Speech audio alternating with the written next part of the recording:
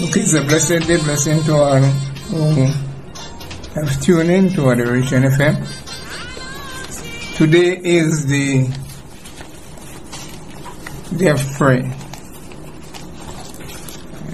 It is an established day of prayer in the United States of America. They started it in 1948. So it's about 8 from 12, 74 years now that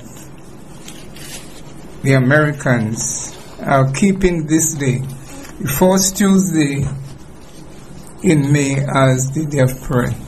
This was made into law in 1952, so that every year the president would announce and sign to it as a day of prayer, National Day of Prayer. We in St. Vincent and the Grenadines started this in 2002, so we are in the 20th year.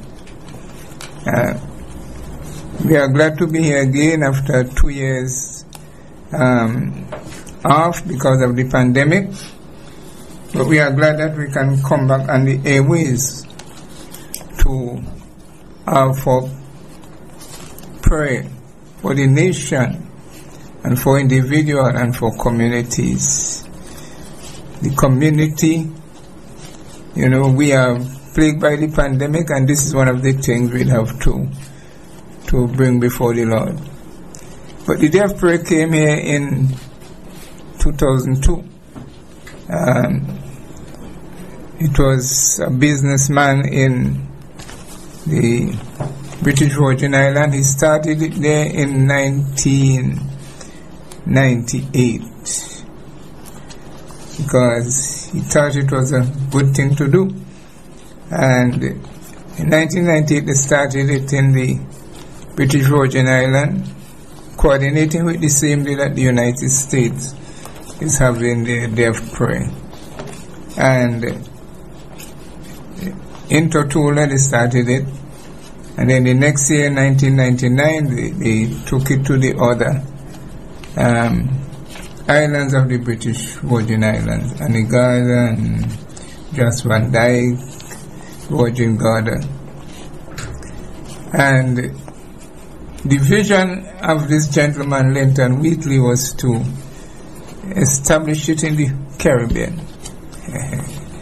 And so in St. Kitts Nevis, 1999, we started it in Tortola in 1997. The other islands in 1998, and in 1999 to St. Kitts Nevis. In 2001 he moved to Anguilla, and in 2002 St. Vincent and the Grenadines joined in. He wasn't successful in getting it to other islands until in 2019 when Dominica came on board.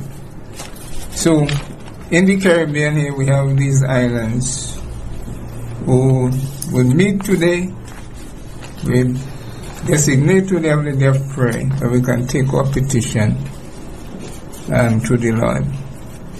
The thing is, this is the first year that our brother Linton Wheatley not be among us because he was called home to be with the Lord. So he is with us. But the day of prayer continue, and we have to pray also for the families that they will continue this legacy.